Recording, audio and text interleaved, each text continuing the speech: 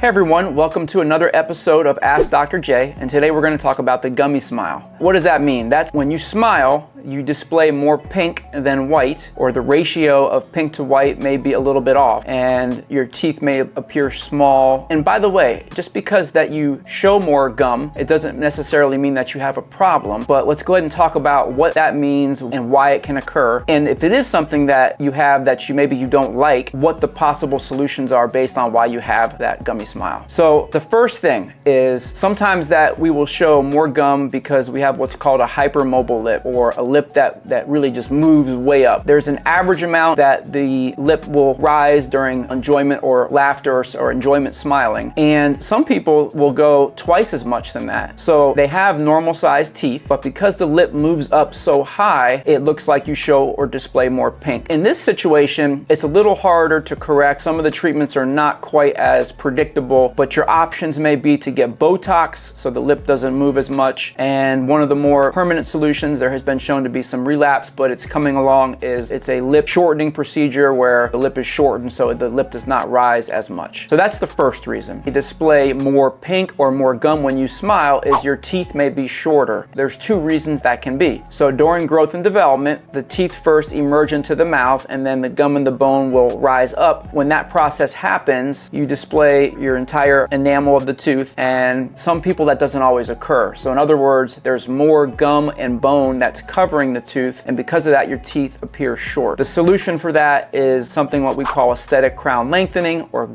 gum contouring we call it, and it's simply removing that excess gum and bone and putting it back where it was supposed to go, because that process for whatever reason during development didn't happen. It's a very conservative treatment, and it's just kind of putting back what nature didn't allow to happen. The other reason you may have short teeth in this category is through wear and tear. So if you clench your teeth, have a dysfunctional bite where there's uneven wear patterns and the teeth become shorter, that's another reason why the teeth can be short. The teeth will shift as they shorten, and in this case it requires a more complex rehabilitation where you're fixing teeth maybe with crowns, veneers, combination of that and some of the gum contouring. So that's the second reason. The third reason is what we call vertical maxillary excess, which is a really fancy term, which means that your lower jaw is too far down in your face. And I'm going to show you a great case here of a patient that has this, but let's talk about it a little bit as a concept. So if your lower jaw is too far down in your face, and let's say that you have natural healthy teeth that don't have a lot of dentistry, then the way to fix that is typically going to be through complex orthodontics and what we call orthognathic or jaw surgery, which means we're moving the whole upper jaw up in the face where it belongs. So obviously that's a pretty big treatment. The case that I'm going to show here, this gentleman has the issue of vertical maxillary excess, or his lower jaw is too far down in his face, but as you can see in the front, because he had trauma, he lost those teeth, so that section is up high. Someone tried to, before he came to our office, tried to replace with a partial denture, and the pink on the denture even looks high. And so what we did in this situation, and this can be in other cases as well if teeth are broken down, is we use in our office what's called one-shot smile, or a fully supported row of teeth with dental implants, as you can see in the photo here. And we actually treatment plan and position everything up. So it's almost like having that jaw surgery, but using implants to move everything up. Now in this case, the gentleman's got a little bit more work to do on the bottom teeth to straighten that out, but it's a drastic result. And the same would be if he had natural teeth and his jaw was moved up with orthognathic surgery or jaw surgery. The fourth reason is a little bit difficult. We call it the gray zone, and this is where you may have a little bit where the lip goes up too much. Maybe the jaw's a little bit low in the face. And so this is where you really have to come and look at all the information, length of teeth, how much the lip moves, where do the teeth lie in the face, and come up with whatever treatments and techniques are best and done in the most conservative way to correct that issue. And again, I want to bring back the point that showing gum when you smile is not necessarily a problem. We don't want to give you a solution to a problem you don't have, but just again, I want to talk about these because it's important that if it is something that you're going to have treated, that it's explained to you why do you have it before you do what you're going to do. So I know that was a lot of information. Hopefully that was helpful for you, and we look forward to seeing you on another episode of Ask Dr. J.